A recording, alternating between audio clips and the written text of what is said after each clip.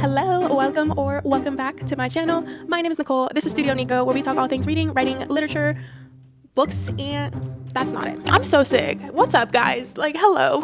How are you guys doing? Welcome back to my channel. My name is Nicole. This is StudiioNico, where we talk all things reading, writing, literature, creativity, life, and more. Thank you for being here.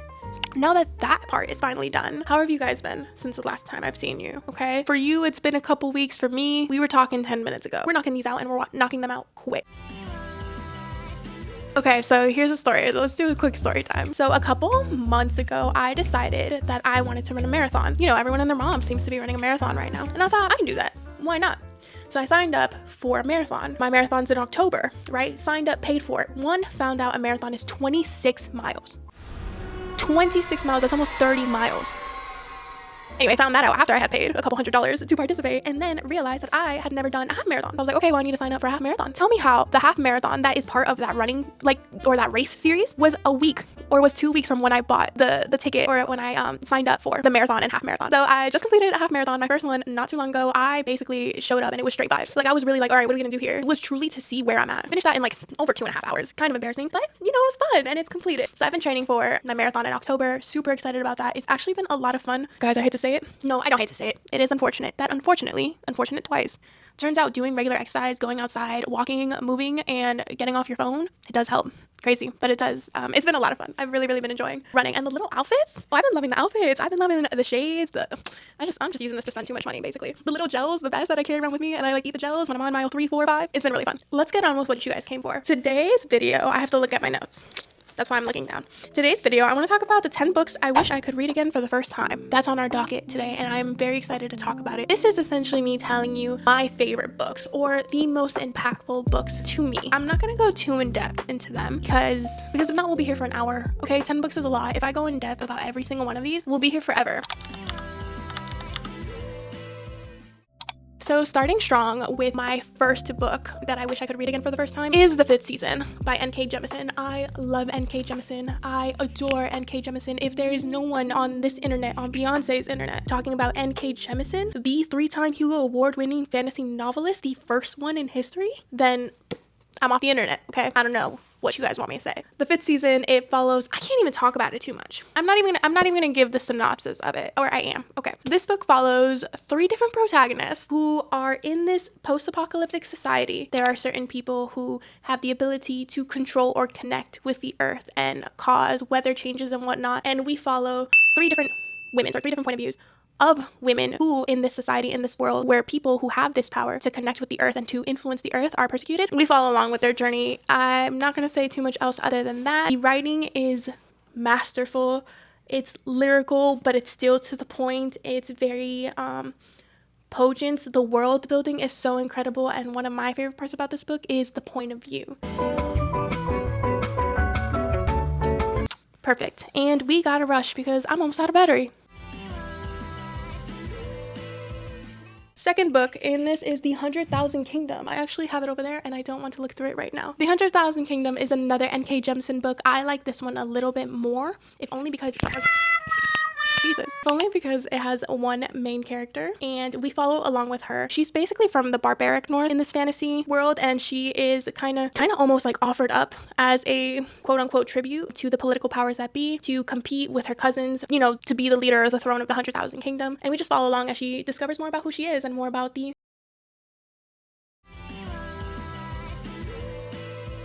Next is my third favorite book of all time right now, Tress of the Emerald Sea by Sanderson. Beautiful novella. It's one of the Cosmere novel books. Absolutely gorgeous. Once again, the point of view. So all these books have in common that their narration, the point of view in which is written, is very unconventional. Okay, it is told to you like an oral fable, like an oral tradition, like an oral legend. The narrators are talking to you personally, and it's just so interesting. It's so immersive. The main character, Tress, is a very pragmatic young woman who decides that she is going to defy the odds and do something crazy. But basically think of it as the Princess Bride, but the girl is the person saving the prince, and she's a pirate in a different world where the sea is not wet.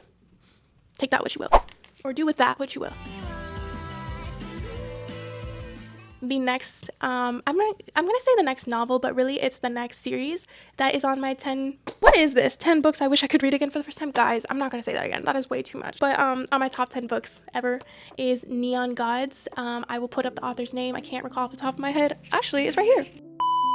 Katie Roberts, Neon Gods by Katie Roberts. It is such an interesting twist on the Hades Persephone trope / mythology. It's a modern twist to it. So Olympus is a city. All the gods are not so much gods as they are people in position of power who are fighting each other for the title of, like, for example, Zeus or Hermes or whatever the case is. And I'm really popular right now. We just watch how the very beloved story of Hades and Persephone unfolds, and it is very spicy. It is very interesting. I just like it. It's not an in-depth story. It's not a difficult story to read. It is truly fun little romance. And it's just one of my favorites. It's a part of a series too, which I really adore. I would say all these series are fantastic. The reason why I put this as something I wish I could read again, because this was my first introduction to, I think, adult fantasy romance. The next book that I would say that I wish I could read again for the first time, it was so impactful to me, was The Promise of Fire. Actually, these next two books kind of go in the same category. The Promise of Fire, this is a romantasy. Think Percy Jackson for adult women, and I will leave it at that. We follow Kat, who is the main character. She falls in love with, again, the barbarian. What is up with the barbarians? Like, the barbarian who, kidnaps her for reasons I'm not going to talk about. If the book starts with a really, really good looking man with a sword kidnapping this woman or a woman, it tickles something. It tickles something in me. Like, I'm going to read it. I'm going to see what's going on in there. It's a guilty pleasure. This one is so good. Action, adventure. It is so fun. One of my favorite things about this book is that it is essentially, again, Percy Jackson. So all those things we get from those middle grade novels that we love, but for adults. Also, there's so much character work in the cast or the ensemble, the supporting characters, that makes it so rich. Adore this book. The next one I think is a staple. I would read it again just because it was so mind-boggling good. I think it is so underrated, and it is the staple romantasy. I think it's better than From Blood and Ash. I think it's better than Fourth Wing. Like, this girl, Daughter of No Worlds by Clarissa Broadbent. Okay, I thought it was Clarissa. It's Clarissa Broadbent.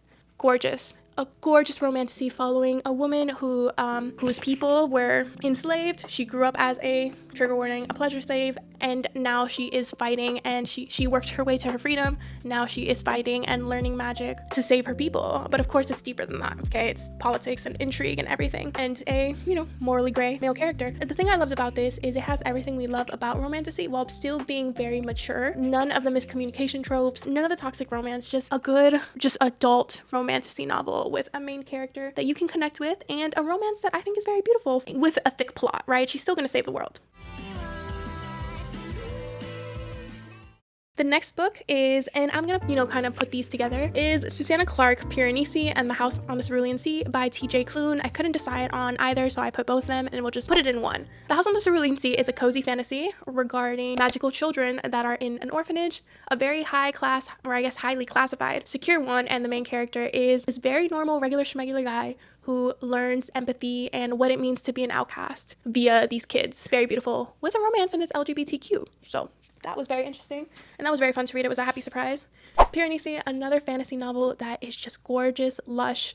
It's a mystery, and my favorite part, once again, I love books that the point of view or the narrators is unconventional. So we're going through this, and Piranesi is narrating it, but he's narrating it via his investigative journals. Amazing. I can't go too deep into this one because it's better to go in with no idea what's going on. I recommend. I think Susanna Clarke won an award for this too. Gorgeous novel. If you like The Night Circus by Erin Morgenstern, you would love this. The final book on my list, or two, excuse me. So one is My Year of Rest and Relaxation. I feel like as a woman in your mid to late 20s, it's very relatable. My Year of Rest and Relaxation, not in the sense of, or I hope not in the sense of you have done what she's doing. The main character is a woman, 25-year-old, very privileged, very privileged in money, in wealth, and beauty, but very, very emotionally just depressed. Like, she's just not doing well. She lost her parents. So it just brings that dichotomy of the privilege of the outside external world, and then just how deeply unhappy you're capable of being despite having everything. And a lot of things that she brought up, bad relationships in the past, navigating difficult friendships, all these feelings that she had of not being enough or not enjoying anything enough, or whatever the case is, I think is something that everyone can to a certain degree relate to. And she was such a a wry and sarcastic narrator. And the best part is we never learned her name. I could be wrong. I may need to reread this, but one of the things that I found most interesting is we did not learn the main character's name at all, which made it even more immersive. I enjoyed it.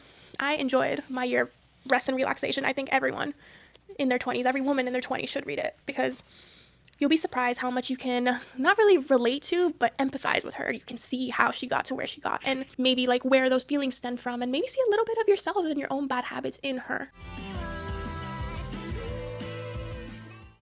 The last book I wish I could read again for the first time, and this one is more due to impact rather than enjoyment, is Parable of the Sower by Octavia E. Butler. That one I have an audiobook or an ebook, so I'll put it up here. I mean, Octavia E. Butler is one of the greats, and she was so ahead of her time. It's in the point of view of, I believe she's 18, a 17 or 18-year-old young woman who lives in a post-apocalyptic society, but the interesting part is it's not post-apocalyptic due to any like cataclysmic event. It's due to climate change, and it's just what the world looks like after we've destroyed the climate, and then how do you pick yourself back up from there. And it's dark. It's so dark. It's a little disturbing, but I think it's an important read. And I think reading it, I read it in 2025 or 2024, reading it after COVID, reading it in right now, like in the time where climate change is a big discussion. And I mean, pandemic happened 5-6 years ago, which they talk about that in the book, like just all the things we see happening now and all the ways we're scared of digressing in that sense. She already imagined what that would be like. Actually, I'm pretty sure the book takes place in 2025, and she wrote it in the 1990s or 80s. Like incredible novel. Everyone should read it. It's so important. It shows you what type of future we may have if we aren't careful. And the craziest part is she wrote it about 50 years ago, and it's still relevant now. Those are my top 10 books, or I guess the 10 books I wish I could read again for the first time. So basically my top 10 most impactful / favorite books. I hope you enjoyed. I hope you like some of these books. I don't know, I hope you like the recommendations. Let me know if you've read these books, if you enjoy them, if these books are also on your top 10 list. And thank you for being here. If you enjoyed, please like and subscribe. I will say that, I guess. Other than that, thanks for being here and thanks for watching.